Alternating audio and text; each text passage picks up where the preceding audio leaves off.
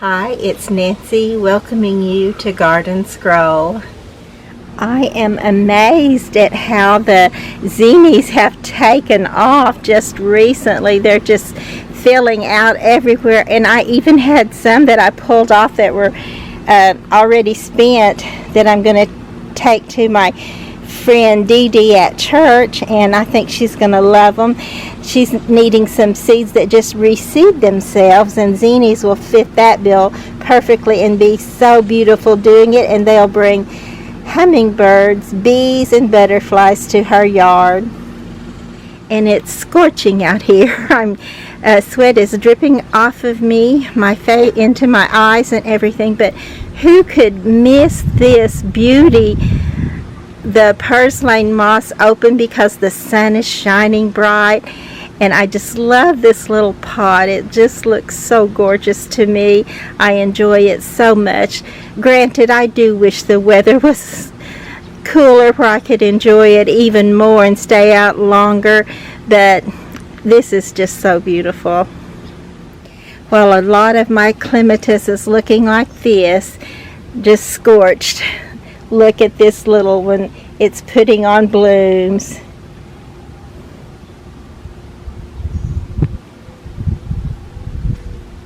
So I wanted to come out today before I turn the sprinklers on. And I may not turn it on today. I may wait until tomorrow. We have slim chances of rain. So that would be great if we got rain. But I know I cannot just depend on that. I have to look out for my little plants, or they'll all look like this one right here, which has succumbed to the heat. But anyway, most of them are looking great this morning. The daylilies will soon be a thing of the past, a thing of another season as time moves along, and we're getting into midsummer, and soon it'll be late summer, and then it'll be fall. So at this stage we're dreaming about fall because we need some cooler weather. But this is the last little bloom on this plant, on this particular daylily, and most of them are going away. This little coleus is called Limelight, and it was so small and scraggly, but it's picking up, being on its own, and I could even take some little clippings, but I'm thinking it's way too hot to try that right now, but I may try that at a later date, or if we get some rain. And of course we'll want to watch for these little seedlings right here, because even though they're small now, they'll take a growth spurt one of these days and fill the rest of this little pot out, and it will become a great beauty. Hopefully, that certainly could happen. So I believe my brother's looking down from heaven, probably right now smiling at me. He knows he put his name on this. He knows he painted this for me. He knows he got this little frog for me and that I love it. He also painted it for me too, and it's just such a favorite for me, and I love it. I love my brother, and I'm so glad he'll be waiting there for me when it's my time to go meet him and my other family in heaven. The tall phlox is taking center stage right now, and my main phlox is this is called Laura phlox, and it's so pretty. It does so well for me. I'll one day probably have to thin this out because I do have it like everywhere, little clusters of it everywhere, and I'll probably need to thin it out because I have learned that if it's too close together and doesn't get good air circulation, it will go ahead and kill it or make it kind of have fungus on it and powdery looking patches. So I want to try to do that next spring, probably, is to thin some of it out. But I do love it, and it's a wonderful little plant. It actually stays in bloom for quite some time. It's one of the longer lasting perennial blooms in the garden.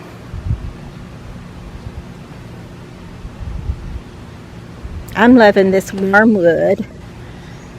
This is only my second year for it, and it's filling up this pot, and I think that soon I can just take clippings of it and put in other places, or little rootings, little starts of this one's root. Here's our cattails. A little fishing boy. This is a new little item for me, this little frog steak, which I like it. The grasses are putting on their little seed heads, so that's definitely another sign that summer is getting into the last part of its season. Soon be looking to fall, and our falls have been extremely short. I know they're practically non-existent for the last 2 years, and it seems like even before that they were very short. So I'm looking forward to expecting, or hoping for, not really expecting I guess, but hoping for a longer fall season when I can really come out and just enjoy a lot of time in the garden. The grasshoppers are still very busy eating all the foliage up of my plants, so I did spray for those once, but then we had a rain right afterwards. I don't know how much good it did, but I'm sure it did a little bit of good.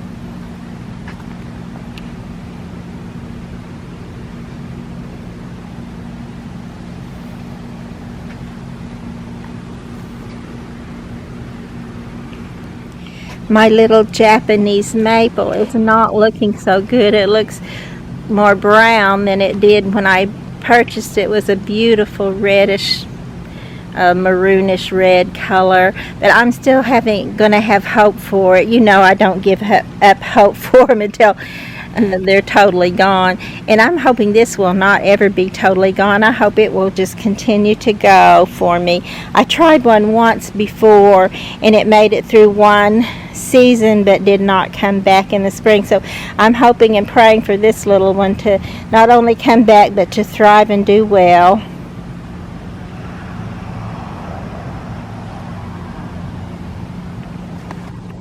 You can tell my little pyramid is still struggling along. It's definitely not full and lush and pretty, but it still does have potential. Look how the center of it has filled out once summer got here, and the heat, along with a sprinkler. I got a sprinkler that would actually work out here long enough to get it watered good, and it really did bring up these little petunias. And I do have some little scraggly seedlings trying too, and they may just try and fizzle, and they may try and make it and fill this out by the end of the season. We'll see what happens.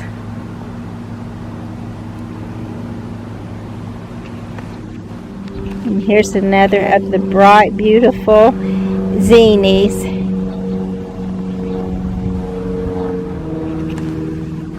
And here my ornamental onion allium is blooming pretty, and I just love the strawberry fields. This one in pink, and this little it just came up from a seed from last year, which is not a great place for it, but I'm not going to try to move it right now. It's looking so good. I may try to move it another time, but I want to be sure it has a good chance, and I may just leave it there because it's just so pretty. And now that we've got our picnic table upright, I put its little pots back on it, and they're looking pretty today. A little bit of the moss is blooming, and it's just looking good.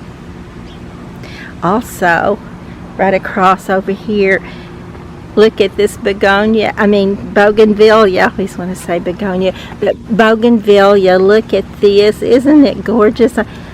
Maybe not to you, because I'm sure you're used to it seeing just lush and filled with bloom. But what I did was I went ahead this year, and instead of putting food plant, Miracle Grow, on here whatever other week. I started putting it on it every week, and then those little rains, after the rains, it began to bloom for me. This is only the second time that this has bloomed, but I think I've had it either 3 or 4 years now, and that's wonderful for me because you have to take this little plant inside for the winter. It's not winter hardy, and I'm just so happy to be able to keep it alive, even if it didn't bloom. But when it blooms, that's just wonderful.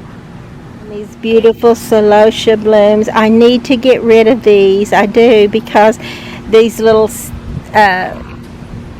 plumes are full of seeds, and they drop down, and I have to just continuously fight them. They get so invasive.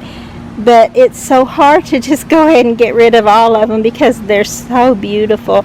I know there must surely be some way, and I've got to find it, to keep these invasive type things and still be able not to have them be invasive, but still have them to be beautiful. Something is eating my hostas up. I would blame it on a grasshopper, but honestly, I believe this is a little rabbit. We've seen him several times. I actually set out a little live trap to catch him and get him out of the garden, but I so far have not been successful with that, although we did catch 2 possum. You can tell this little hosta over here has been totally eaten up, but I do see one little leaf right down in the bottom looking healthy, so I hope he'll stay out of this, so that we can catch him and take him a little farther on down where he can get some, be out in the pasture and in the canyon.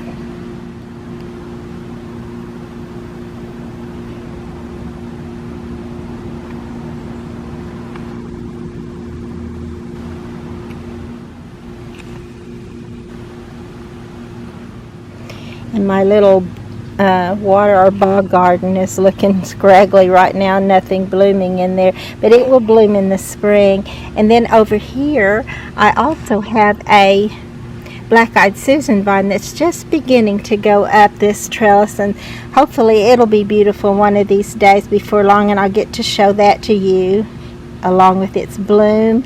And I think this is a white one, but it may be the yellow black-eyed Susan. And as I'm looking right down through here, I missed totally, and I was right over there by it, but let me go back because look what I missed that was blooming.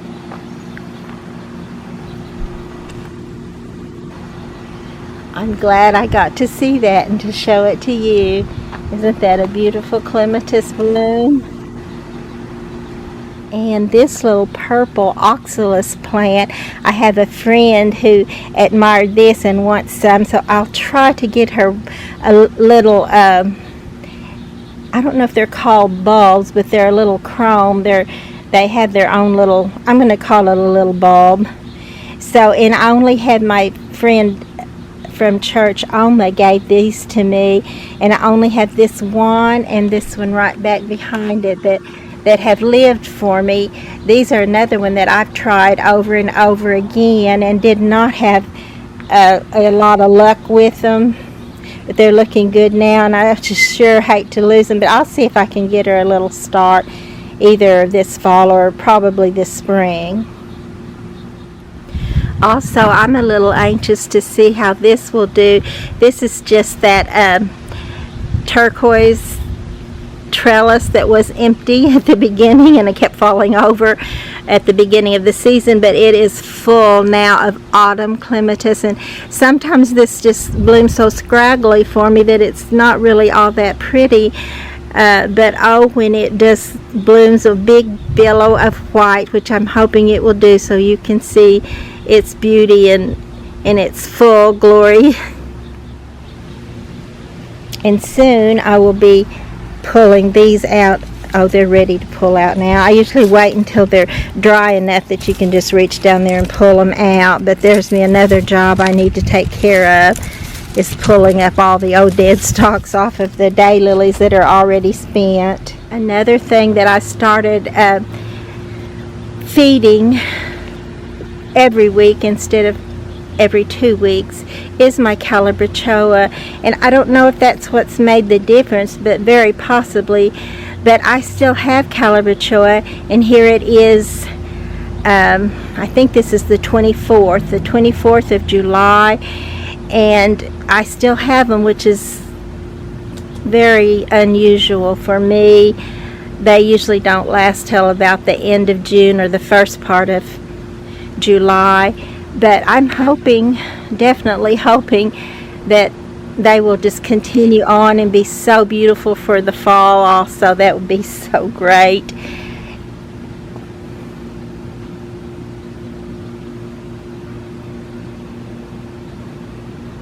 And this one I did not put a Calabrachoa in, but it's looking pretty good with its little geranium and periwinkle.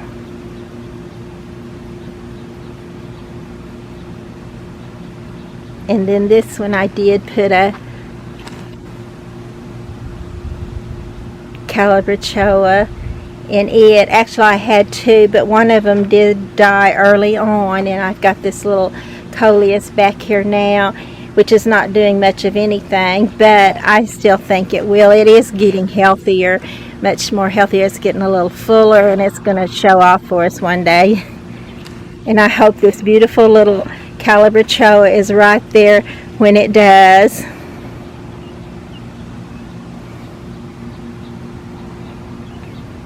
My salvia black and blue is blooming really well in the center of the garden, not quite so much here. I think it needs a little bit more sun than what it's getting over here on this west side of my house.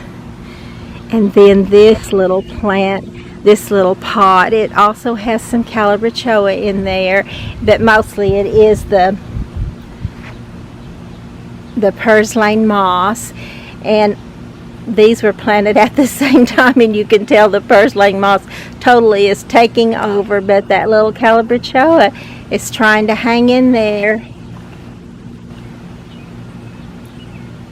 And while it's possible that I need to be watering instead of doing this, I'm very much enjoying this, and I hope you're enjoying it too. And if I water first, it does make the plants look all wilty and not fresh and beautiful like they are right now. This is a little pink mandevilla, and I wondered what it would do in this pot, which so far hasn't done much of anything except sit there and look pretty, but it is a vine, so we'll see if this fall, if it might not do something a little more for us.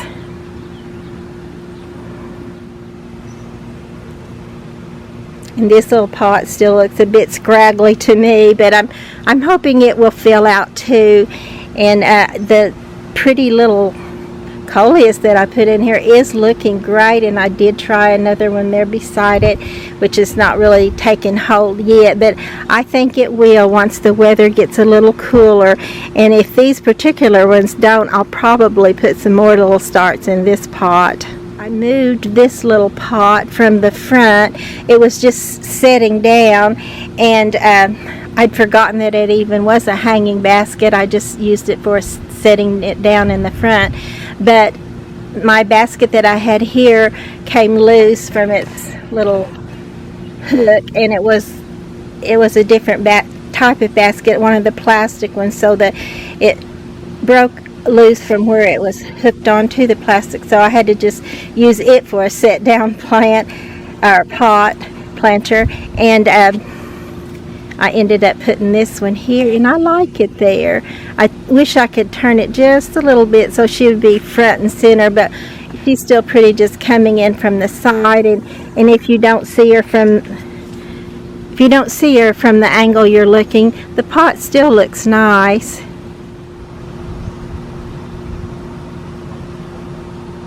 And this little Daishandra hasn't gone down very far, but it's very full around this pot, and if it really hangs down and sways in the fall breeze, that's going to be another beauty. And this little pot, I really need to trim back the coleus in it too, because it's looking a bit scraggly, and I probably could put some of it on the other side of her right back there, but I'm going to wait on that too because it is really still too hot for that. I think I would just be killing them to try it now, although as I've shown in recent posts, you can do it. It'll take them longer to come out of it, and some of them won't make it, but some of them will, and they'll look great by the end of fall. This is the butterfly plant. It's the host plant for the monarch butterfly. I want to get more of this little coleus going, but I haven't had much luck with that. With it, its stem is so small. It's like a skinny little stem, and it usually goes ahead and kills over in the heat before it forms enough of a root to keep going. This little copper plant is starting to get big, so I'm hoping it will fill out on both sides of this, or on this side, and then on the other side I have this pretty little coleus here, so I'm hoping they will grow up and make this pot fuller and more beautiful still. And I know I just recently showed you some zinnies in this post and in a previous post, but oh, just look at that beauty in the zinnia. I love it so, and all the butterflies, hummingbirds, and bees love it for these tiny little flowers right at the top. That's always what they go for. I don't care. I don't think they would care if it had all these beautiful petals, but of course we do. I love the zinnias. I have a particular fondness for them because my daddy bought us some. We didn't get any extras. If it was a luxury and not a necessity, we just didn't get it. But one day my daddy came home with a package of zinnias in with the groceries, and he said, I got these because I have all these girls, and girls need flowers. Ain't that right? And I remember him saying that, and we all had a flower. We picked out our flower, and we watched it grow, and we watched it bloom, and it was so wonderful. And I got my first little Polaroid, what did you call those that, you pulled it out and the picture developed right before your eyes, little black and white camera, and I had pictures of my sisters by their particular zinnia. It was so fun. Plus just that memory of Daddy and his love for his girls. This little pot, I thought this one was dying, and instead it just got fuller and bigger. It was really small, and it looked like it wasn't going to make it, but I guess it's that extra food. Maybe they just need it every week instead of every other week. I don't know. I really don't know why I've never been able to grow them before, and I have this year, and I also don't know if I will by the time at the end of August. We'll see. It may still happen that I don't. I wish I would still have them. They would be bigger, more beautiful still, but that's another thing we'll have to wait and see for. And if you can't get anything to grow in a pot, just put a succulent in there, because they don't mind if they don't have a great depth of soil. They don't mind if they dry out in between waterings. They're a Xerox plant, and they just don't mind. They do love it when you water them, though, because it does make them bigger and healthier, but they'll just keep going, keep right on going for you. It's another little succulent pot.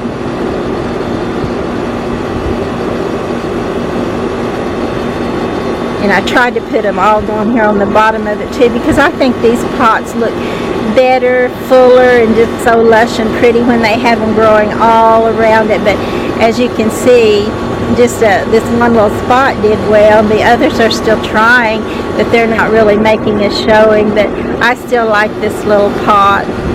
Sometimes in the garden, you just have to overlook all the stuff that's dying and needs to be cut back, and all the stuff you can't get around to that you'd love to get around to, and just like you had a camera and just focus in on the beauty.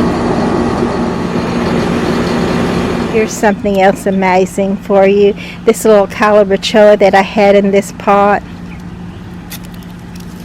is actually still in there. It's still alive. A tiny little thing, but it's still alive. Oh, wouldn't that be great if it would just flourish and come hanging out right down the side of this pot? Does anyone know if this little,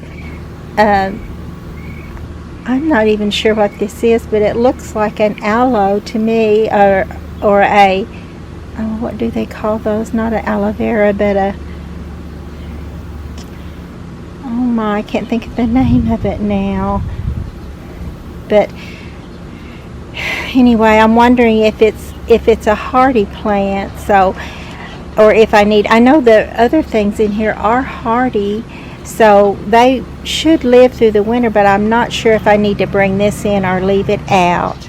Agave, that's what I was trying to think of. This may be called an agave plant.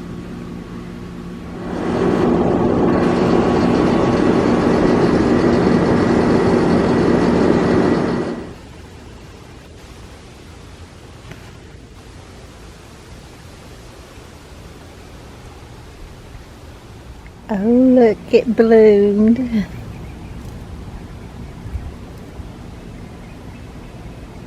This is the one I was telling you about with this little hang down tenderloin on it.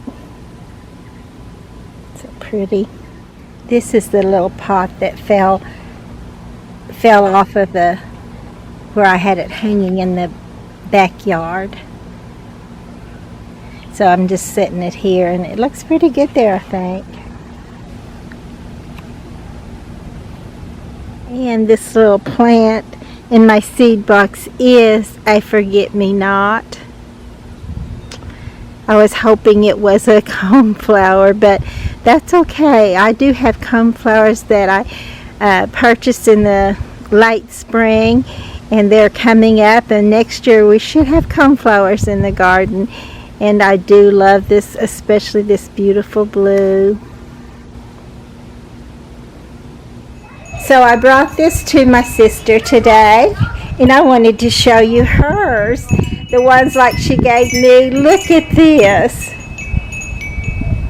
Don't look anything like mine, do they? They're so beautiful and healthy looking. And look at that. Look at that aloe vera. I wonder if mine could ever look like that. So this is my sister, and this is my first baby sister, so it's fitting that I got her on here first. And that's the girl that does all these beautiful plants, and I'm hoping mine will come back to health, but if it does or doesn't, I'm still hoping it does. Thank you.